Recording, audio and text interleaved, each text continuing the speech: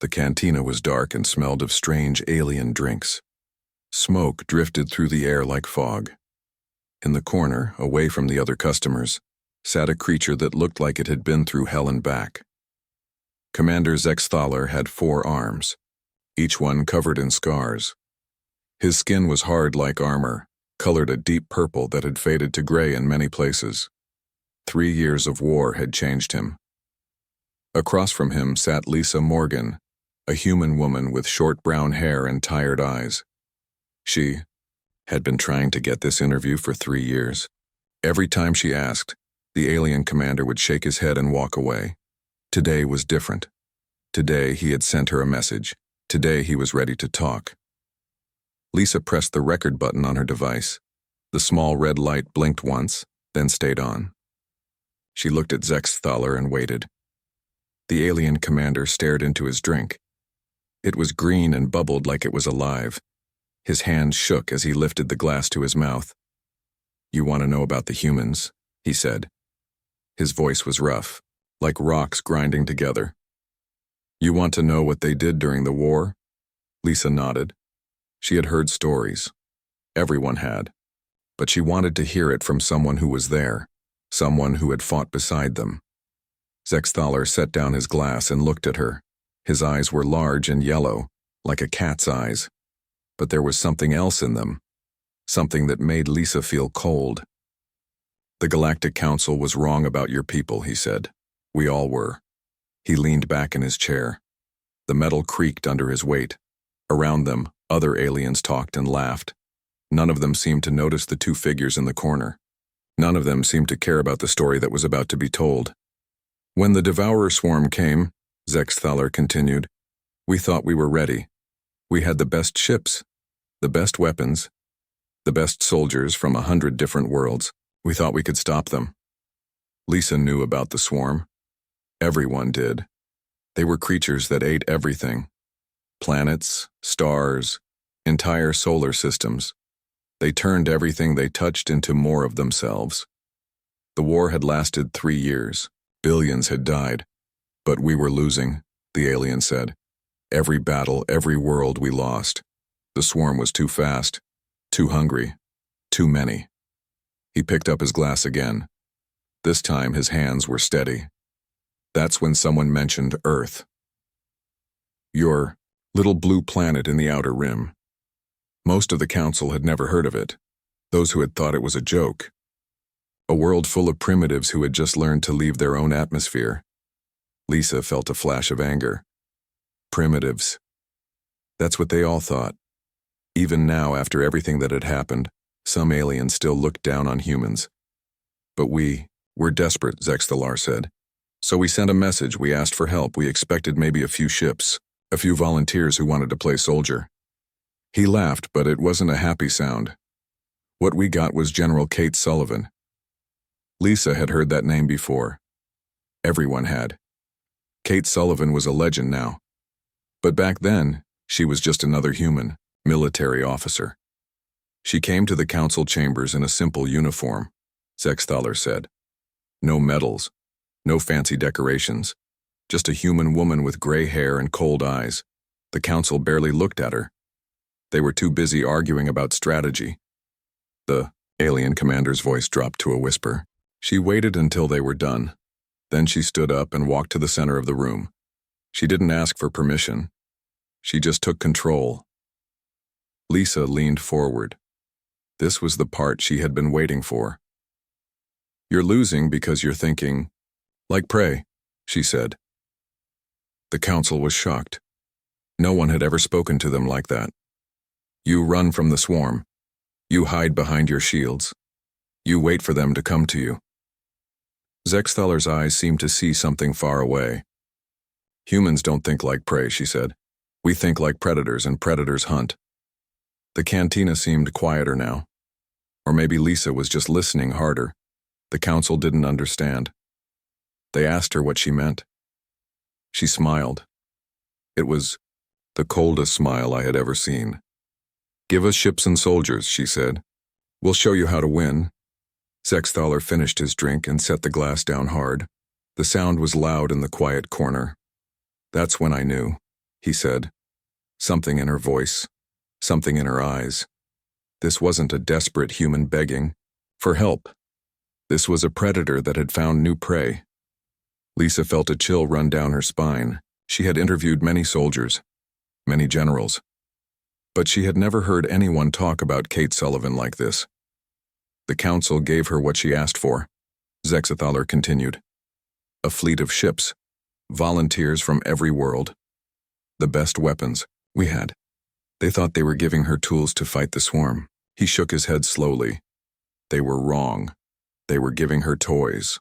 The alien commander looked around the cantina. His yellow eyes searched the faces of the other customers. Most were aliens like him, veterans of the war. All of them had their own stories. All of them had their own scars. The first human soldiers arrived 2 weeks later, he said. I was there to meet them.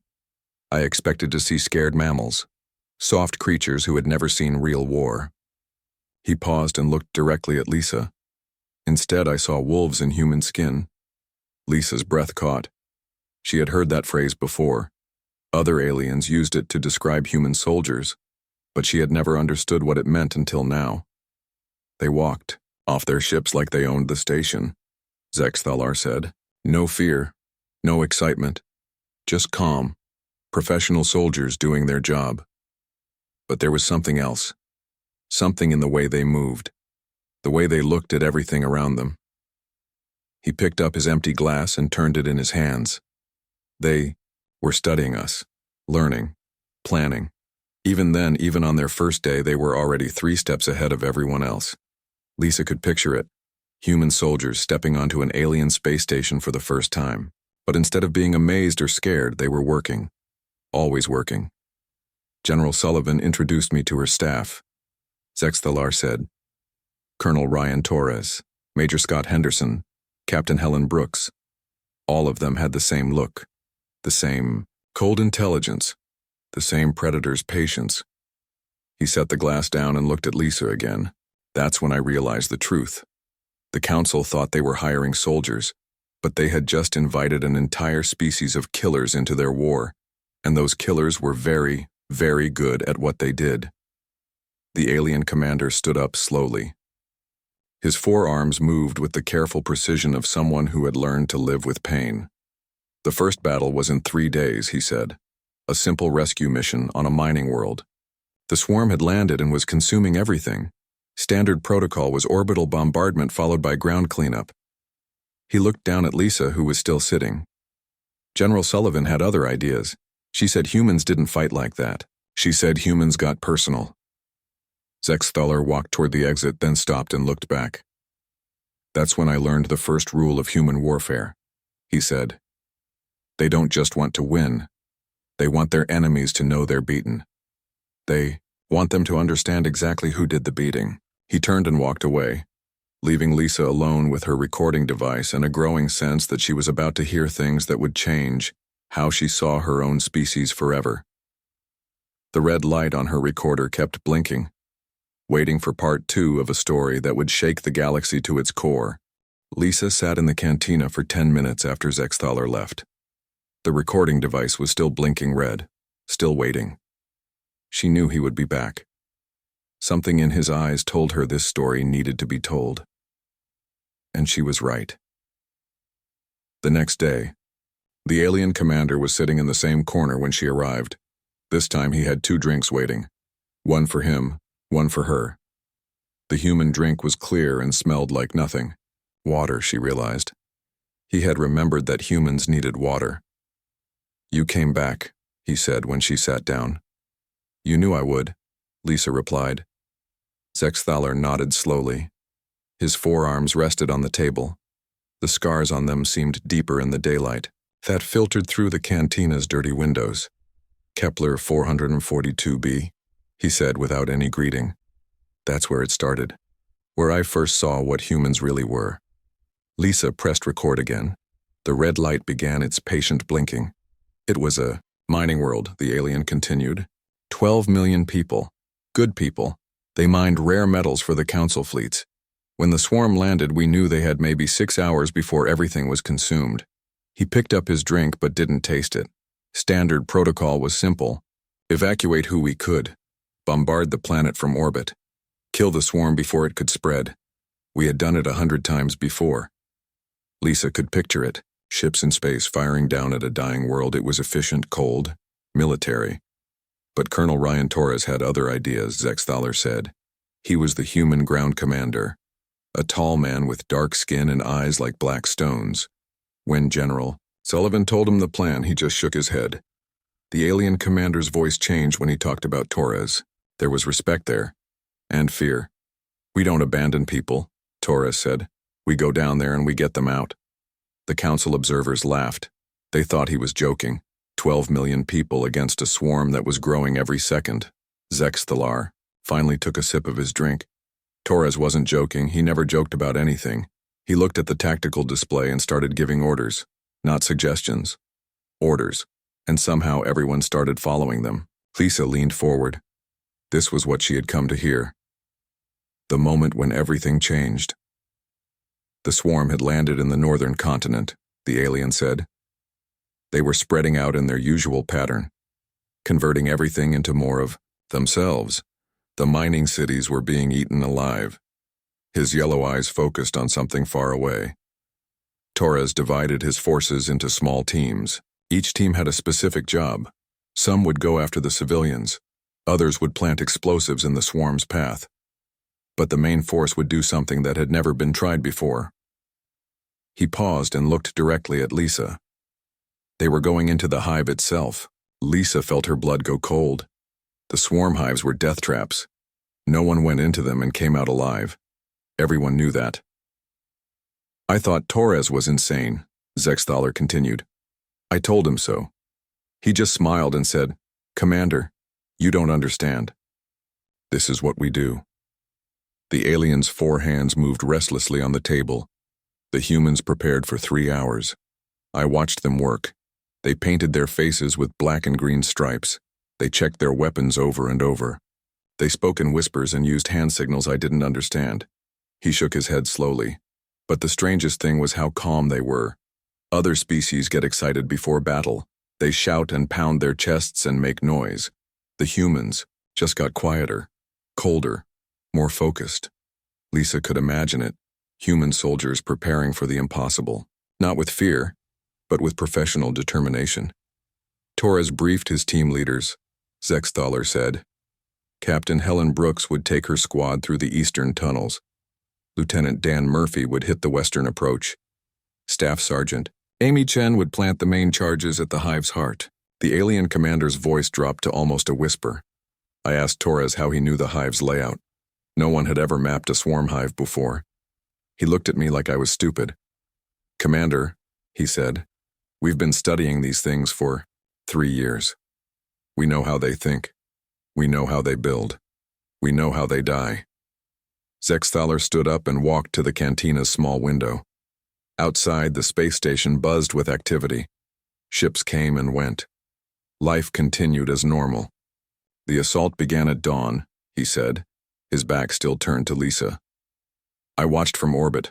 The humans dropped from their ships like falling stars. No hesitation, no fear.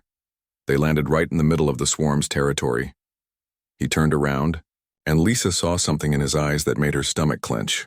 What happened next changed everything I thought I knew about warfare. The alien commander returned to his seat. The humans didn't fight the swarm, he said. They hunted it. Team by team, they moved through the hive like they owned it. They set traps. They laid ambushes. They used the swarm's own tunnels against them. Lisa tried to imagine it. Human soldiers moving through alien tunnels, fighting creatures that ate worlds. I had a direct video link to Torres, Zexthaler continued. I watched him lead his team deeper into the hive than any living being had ever gone. The swarm came at them in waves. Hundreds of creatures, thousands. He paused and took another drink. Torres never raised his voice, never showed fear. He gave orders like he was directing traffic. Chen, explosive on that wall. Brooks, cover the left tunnel. Murphy, watch our 6. Just calm, professional commands, while chaos exploded around him. The alien's 4 hands clenched into fists. But the worst part was Staff Sergeant Amy Chen. She was in charge of the demolition team. a small woman with blonde hair and blue eyes. She looked like she should be teaching children, not destroying alien hives. Zexthaler's voice became strained. I watched her plant charges while swarm creatures attacked from every direction. She worked with the same calm focus as a craftsman building furniture. When a creature got too close, she would kill it without even looking up from her work. Lisa felt sick. She could picture it too clearly. When the charges were set, the humans pulled back, the alien said. But they didn't run. They moved like dancers, covering each other, supporting each other. Every movement had purpose. He looked at Lisa with those terrible yellow eyes. That's when I saw Chen eating her lunch. Lisa blinked. What? She was sitting on a pile of dead swarm creatures, Zexthaler said, eating something from a small package, some kind of human field ration. She was humming. Actually, humming a little song while she ate. The alien commander's voice cracked slightly. Torres asked her what she was singing. She smiled and said it was an old song from Earth, something about going home. She finished her meal, wiped her hands on a cloth, and went back to killing alien monsters. Lisa stared at him. She didn't know what to say. The charges detonated 30 minutes later, Zexthaler continued. The entire hive collapsed. 2 million swarm creatures died in the explosion. The humans had saved Kepler 442b. He finished his drink and set the glass down carefully. But that wasn't the end of it. After the battle, Torres filed a detailed report, 60 pages of analysis, swarm behavior patterns, tunnel construction methods, weapon effectiveness ratings. He treated the whole thing like a science experiment. The alien looked at Lisa with something that might have been admiration. That's when I understood. This wasn't just about winning one battle. The humans were learning. They were preparing for the next fight, and the next one after that. Zexthaler stood up again. The other species celebrated. They thought the humans had gotten lucky. But I knew better. I had seen the look in Torres's eyes when he filed that report. He wasn't celebrating. He was already planning. The alien commander walked toward the exit, then stopped. The humans didn't just beat the swarm that day, he said. They figured out how to beat them every day after that. And that terrified me, more than any monster ever could. He left Lisa alone with her recorder and the growing understanding that humanity's reputation in the galaxy was built on something far more dangerous than luck or courage. It was built on the methodical, patient, utterly ruthless pursuit of victory at any cost. 3 days passed before Zexthaler returned to the cantina. This time Lisa was already waiting. She had spent those days thinking about what she had heard. The image of Amy Chen eating lunch on a pile of dead aliens wouldn't leave her mind. When the alien commander sat down, he looked older, more tired. The scars on his forearms seemed darker in the dim light. You want to know about Titan's Gate? He said without greeting her. Lisa nodded. Everyone knew that name. It was the most famous battle of the war. The place where 800 humans held off 1 million swarm creatures for 6 months. It wasn't supposed to happen that way, Zexthaler said. His voice was quieter than before, more careful. Titan's Gate was just supposed to be a delay, a speed bump to slow down the swarm while we prepared the real defense line. He ordered his usual green drink. Lisa noticed his hands shook more today. The fortress was old, the alien continued. Built by the ancients maybe 10,000 years ago. It controlled the only safe route through the Maelstrom Nebula. If the swarm took it, they could outflank our entire defense line. Lisa pressed record. The red light began its familiar blinking. When our scouts reported the swarm fleet approaching, we knew we had maybe a week, Zexthaler said. The council ordered evacuation, pull back all forces, make them fight through the nebula the hard way. He took a long drink before continuing. Major Scott Henderson disagreed. Lisa had heard that name before. Henderson was a legend now. But back then he was just another human officer. Henderson was the ranking human commander at Titan's Gate, the alien said. A big man with red hair and green eyes. He had scars on, his face from the battle at Kepler 442b. When the evacuation order came, he just looked at it and shook his head. Zexthaler's yellow eyes focused on something far away. We're not leaving, he told the council representatives. They thought he was joking. 800 soldiers against a swarm fleet. It was suicide. The alien commander set down his glass hard enough to make it ring. But Henderson wasn't joking. He never joked. He looked at the fortress layout and started giving orders. His soldiers didn't question him. They just started working. Lisa leaned forward. This was the part everyone wanted to know about. How did 800 humans hold off 1,000,000 aliens? The swarm arrived 3 days later, Zexathaler said. I was with the main fleet watching from long-range sensors. The swarm ships dropped their creatures on the fortress like rain, wave after wave of them. He paused and looked directly at Lisa. We expected the fortress to fall in hours, maybe days if the humans were lucky. Instead, something else happened. The alien's voice dropped to almost a whisper. The humans turned Titan's gate into hell. Lisa felt cold despite the cantina's warmth. Henderson had spent those 3 days preparing. Zexathaler continued. He divided his forces into small teams. Each team controlled a section of the fortress. But they didn't just defend their sections, they turned them into traps. The alien commander stood up and walked to the window. Outside, ships moved through space like glowing dots. The fortress had dozens of levels, he said, his back to Lisa. Hundreds of corridors and rooms. The humans knew every inch of it. They had studied the old maps, memorized every passage. He turned around and Lisa saw something in his eyes that made her skin crawl. When the swarm entered the fortress, they thought they were hunting humans, but they were wrong. The humans were hunting them. Zexathaler returned to his seat. I had access to the fortress security cameras, he said. I watched the humans work for 6 months. What I saw changed how I understood warfare forever. Lisa waited. She could sense this was important. The humans didn't fight fair, the alien said. They used every dirty trick they could think of. Explosive traps, poison gas, collapsing corridors. They made the swarm pay for every room, every hallway, every step. He picked up his drink but didn't taste it. But the worst part was the psychological warfare. The humans did things that made no military sense. They would play music through the fortress speakers, loud, violent human music that seemed to drive the swarm crazy.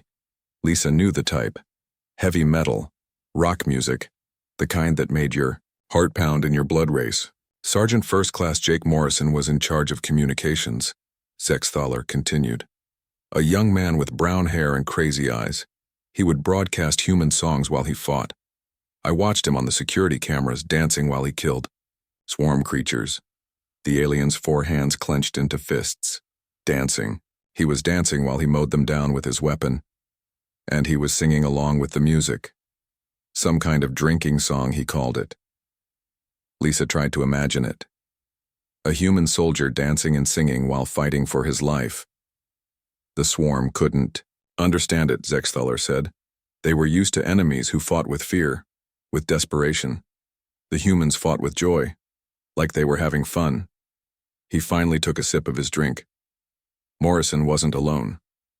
All the humans seemed to enjoy the fight. They would laugh at private jokes. They would call out encouragement to each other. They treated the whole siege like some kind of game. The alien commander's voice became strained. I watched Captain Linda Hayes lead a counterattack on level 7. She was wounded, bleeding from 3 different cuts, but she was still giving orders and making jokes with her soldiers. He shook his head slowly. Come on, boys, she said while firing her weapon. These ugly things aren't going to kill themselves. Her soldiers laughed, actually laughed while fighting for their lives. Lisa felt a mixture of pride and horror. These were her people, her species, and they were either heroes or monsters. Maybe both. The siege went on for months, Zexathaler continued. Every day the swarm would attack. Every day the humans would hold them back. But it wasn't just about holding. The humans were learning. He looked at Lisa with those terrible, yellow eyes. Major Henderson kept detailed records. He studied every attack, every swarm tactic. He learned their patterns, their weaknesses, their fears. The alien stood up again and began pacing. By the 3rd month, Henderson wasn't just defending anymore. He was predicting the swarm's moves. He knew where they would attack before they did. His soldiers would be waiting with traps and ambushes. Zexathaler stopped pacing and stared out the window. That's when I realized the truth. The humans weren't trapped in that fortress. The swarm was. Henderson had turned the entire battle into a laboratory. He was using the siege to study his enemy. Lisa felt sick. The idea of using a desperate battle as a learning experience was both brilliant and terrifying. The end came in the 6th month, the alien said. The swarm had lost hundreds of thousands of creatures. They were getting desperate. They decided to use their final tactic. He returned to his seat and looked directly at Lisa. They were going to collapse the fortress, bring down the whole structure and bury everyone inside, human and swarm alike. Lisa leaned forward. This was the part of the story everyone knew, the part that made Henderson a legend. But Henderson was ready for that too, Zexathaler said. He had spent months preparing for exactly that scenario. The humans had planted their own explosives throughout the fortress, carefully placed charges that would control how the building fell. The alien's voice became almost admiring. When the swarm triggered their collapse, Henderson triggered his. But instead of bringing down the whole fortress, he brought down specific sections that were full of swarm creatures. He picked up his glass and finished it in one gulp. 300,000 swarm creatures died in that controlled collapse.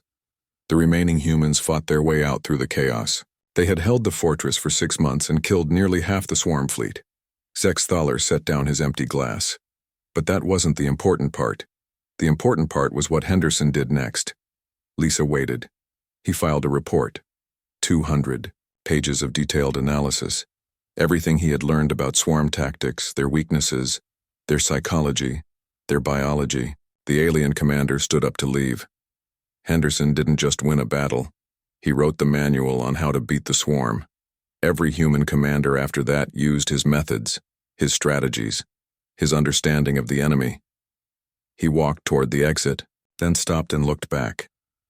The siege of Titan's Gate wasn't just about 800 humans holding off 1,000,000 aliens. It was about one human turning a desperate battle into the greatest military intelligence gathering operation in galactic history. Zexathaler left Lisa alone with her recorder, and the growing understanding that human warfare wasn't just about fighting. It was about learning, always preparing for the next battle. The red light kept blinking, waiting for more terrible truths about the species she called her own. A week passed before Zexathaler came back to the cantina. When he did, Lisa noticed something different about him. The alien commander looked smaller somehow, like telling these stories was taking something out of him. He sat down without ordering a drink. His forearms rested on the table, but they wouldn't stay still. They moved constantly, like he was trying to shake off invisible insects. "You're going to ask me about the mind games," he said before Lisa could speak. She pressed record. The red light started blinking. "The psychological warfare," Lisa said. "Yes." Zexathaler nodded slowly. His yellow eyes looked tired. "That was the worst part," he said. "Not the fighting, not the dying. The way humans could get inside your head and change how you thought, how you felt, how you saw the world." He finally ordered his usual green drink. When it came, he stared at it without drinking. After Titan's Gate, the council started paying attention to human methods, the alien continued. They wanted to understand how 800 soldiers could hold off 1,000,000 enemies, so they sent observers to human operations. Lisa leaned forward. This was new information. She had never heard about council observers. "I was one of them," Zexathaler said. "I was assigned to Captain Helen Brooks and her special operations team. They called it Operation Phantom Echo." The alien's voice dropped to almost a whisper. The target was a swarm-breeding world, a planet where the swarm was growing new creatures. Standard protocol was orbital bombardment. Destroy the planet and everything on it. He picked up his drink but set it down without tasting it. Captain Brooks had different ideas. She was a small woman with black hair and dark eyes. She looked harmless, like someone who worked in an office or taught school. But when she spoke, everyone listened. Zexathaler's 4 hands started moving again. "We're not going to destroy the planet," she told her team. We're going to break their minds. Lisa felt cold. She had heard rumors about psychological operations during the war, but no one talked about the details. Brooks explained her plan. The alien continued. Instead of attacking the swarm directly, her team would infiltrate the breeding facilities, but they wouldn't destroy them. They would do something much worse. He finally took a sip of his drink. His hands were shaking. They would make the swarm afraid. Lisa stared at him. The swarm was a hive mind. They didn't feel individual emotions, like fear. Everyone knew that. That's what I thought too, Zexthaler said, reading her expression. But Brooks knew something we didn't. She had studied the swarm for months. She understood that even hive minds could be broken if you knew how to do it. The alien commander stood up and walked to the window. Outside, the space station hummed with normal activity. People going about their lives, none of them knowing about the conversation happening in the dark corner of a forgotten cantina. The infiltration took 3 days, he said, his back to Lisa. Brooks led her team deep into the breeding complex. I watched through their helmet cameras. The place was alive. Walls that pulsed like heartbeats. Floors that moved under your feet. The air itself seemed to whisper. He turned around and Lisa saw something in his eyes that made her stomach clench. The humans weren't afraid.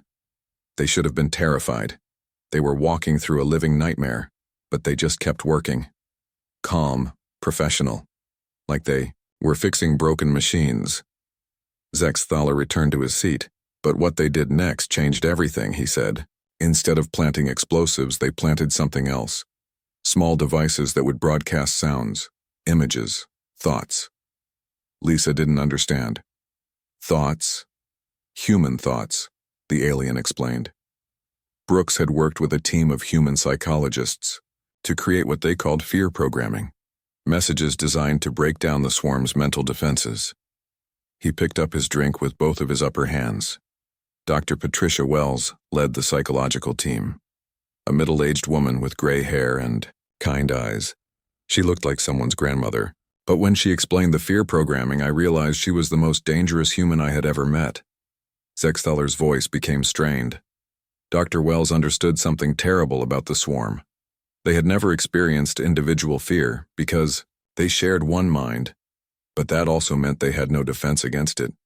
If you could introduce fear into their hive mind, it would spread like a virus. Lisa felt sick.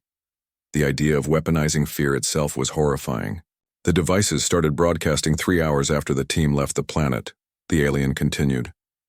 At first, nothing happened. The swarm continued their normal activities, breeding, growing, consuming. He took a long drink before continuing. Then, the fear messages reached the hive mind's core. Zexthaler set down his glass and looked directly at Lisa.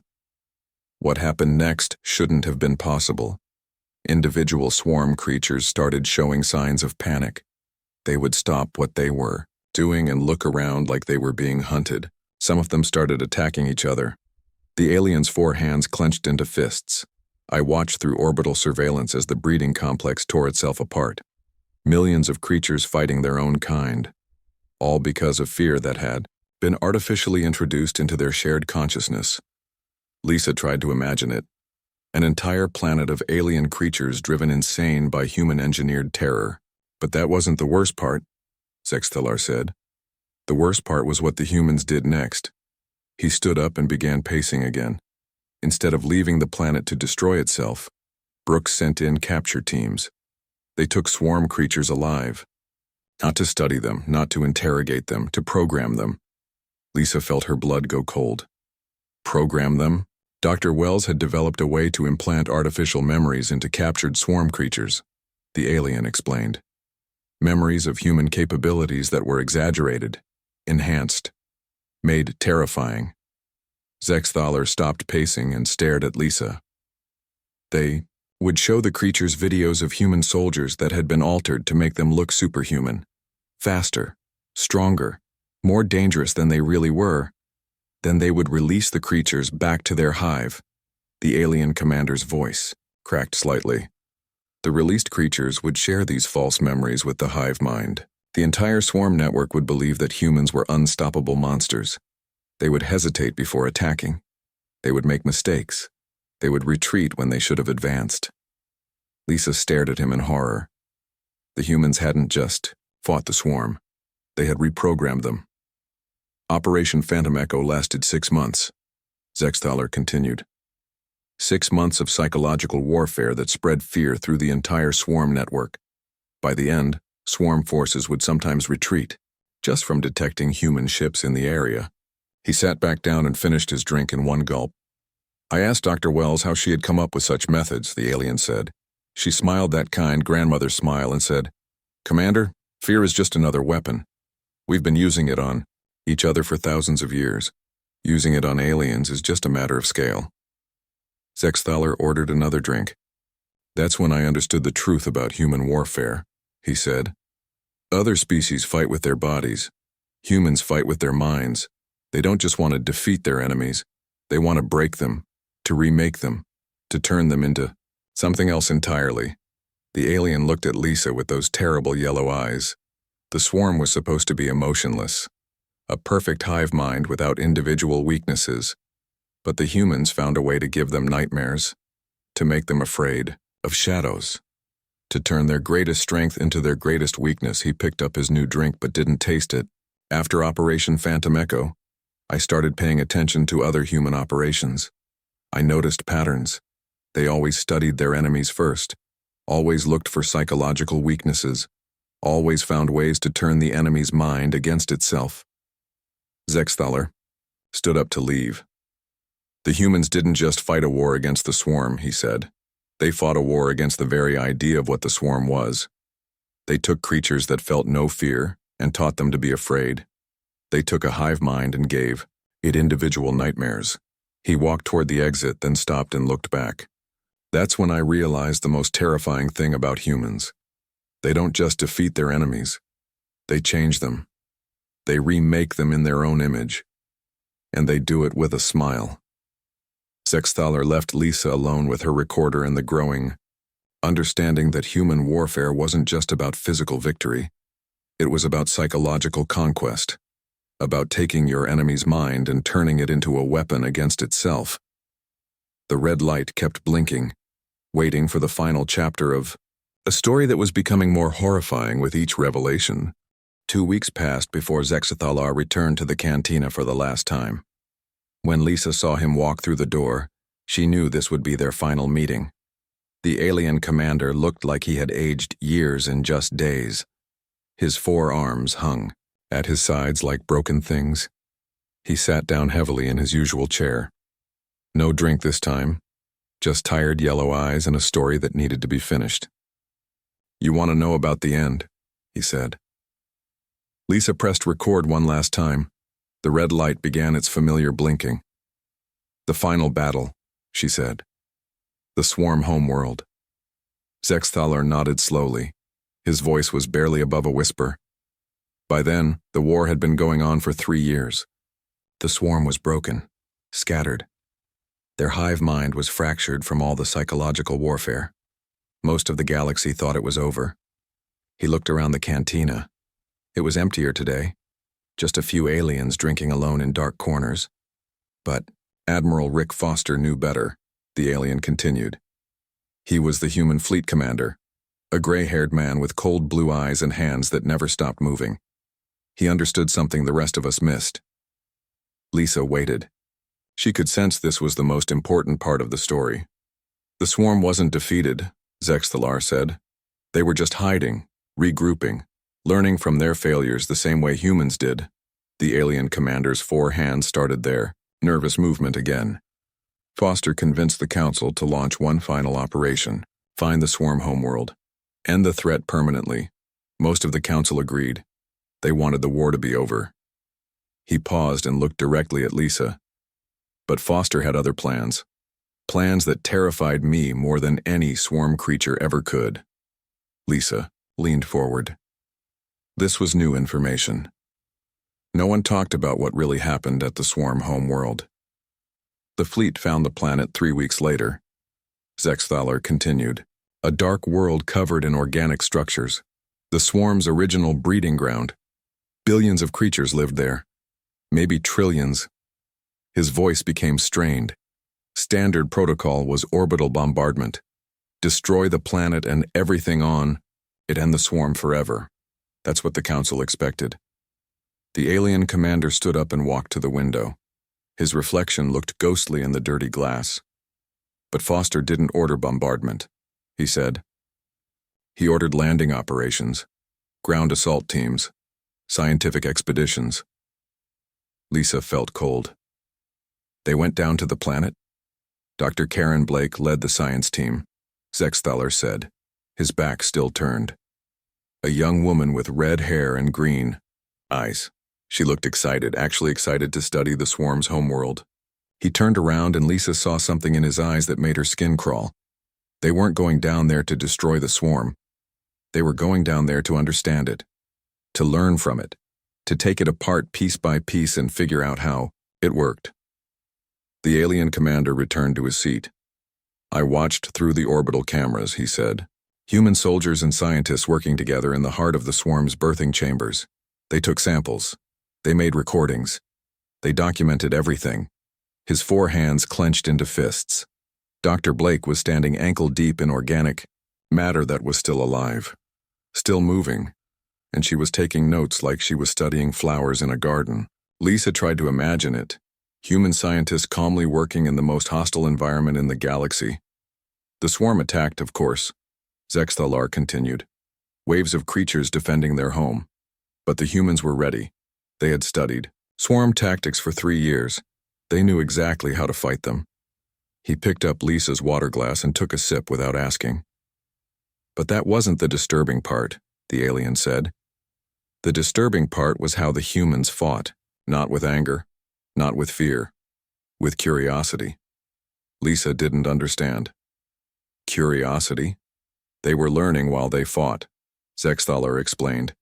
Every attack pattern, every creature type, every biological function. The soldiers would call out observations to the scientists. The scientists would suggest new tactics to the soldiers. His voice became almost admiring despite himself. I watched Captain Bob Wilson lead an assault on a breeding chamber, the alien said. He was fighting for his life against creatures that could tear him apart. But he was also pointing out interesting biological features to Dr. Blake. Zexthalar shook his head slowly. Doc, look at how they coordinate their movements, he said while firing his weapon. That could be useful. He was treating the whole battle like a research project. The alien commander stood up and began pacing. The operation lasted 3 days, he said. 3 days of the most intense combat any of us had ever seen. But the humans never lost focus. They fought, they studied, they learned. He stopped pacing and stared at Lisa. When the last hive mind was destroyed, I expected the humans to celebrate, to cheer, to show some emotion. Instead, they just kept working. Lisa felt a chill run down her spine. Dr. Blake spent 6 hours documenting the death of the hive mind, Zexthaler continued. She recorded everything, brain patterns, chemical changes, biological processes. She watched an entire species die and took notes. The alien commander sat back down. Admiral Foster filed his report 2 weeks later, he said. 400 pages of detailed analysis. Complete biological profiles of every swarm creature type. Detailed maps of their technology. Psychological profiles of their hive mind structure. He looked at Lisa with those terrible yellow eyes. But the worst part was the appendix. 50 pages of suggestions for how to improve the swarm, how to make them more efficient, more dangerous, more perfect. Lisa stared at him in horror. Improve them? Foster called it theoretical research, Zexthaler said.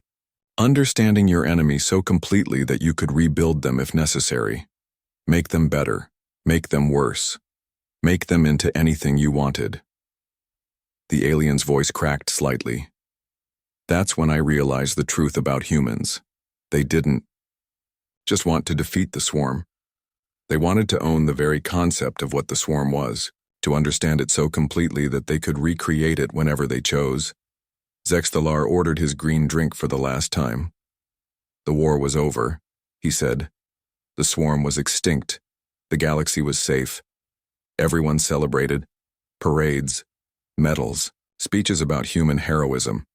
He took a long drink before continuing. But I couldn't celebrate, because I had seen what humans really were. Not heroes, not villains, something much more dangerous. Lisa waited for him to continue. They were scientists, the alien said. Scientists who treated war like a laboratory, who studied their enemies not just to defeat them, but to understand them completely, to own them. Zexthalar finished his drink and set the glass down for the last time. 6 months after the war ended, I heard rumors, he said. Human research, facilities working on something called Project Archive. Supposedly they were preserving swarm genetic material. For historical purposes, they said. The alien commander stood up to leave. But I knew better. The humans hadn't just defeated the swarm, they had captured it, preserved it, made it their property. He walked toward the exit, then stopped and looked back one final time. The galaxy thinks it's safe now, he said. The swarm is gone. The war is over. But somewhere in human space, in laboratories we'll never see, your people are still working, still studying, still preparing. Zexthalar's voice became a whisper. Preparing for wars that haven't started yet, against enemies that don't exist yet, with weapons they haven't built yet. The alien commander walked to the door, then turned back one last time. We called you to fight monsters, he said. And you did. You fought them and you won. But in winning, you became something that terrifies me more than any monster ever could. He paused at the threshold. You became the species that other species call when they need monsters fought. And that means you're the most dangerous thing in the galaxy. Zexthalar left the cantina and never returned. Lisa sat alone with her recorder, staring at the red light that finally stopped blinking. She had the story she came for, but she wasn't sure the galaxy was ready to hear it. Outside the window, human ships moved through space like glowing dots, each one carrying people who looked just like her. People who had saved the galaxy by becoming something that made even their allies afraid to sleep at night. The price of victory, Lisa realized, wasn't just the lives lost in battle. It was the knowledge that humanity had revealed itself to be, the kind of species that could turn war itself into a science. And that science was still being practiced, somewhere in the dark between the stars.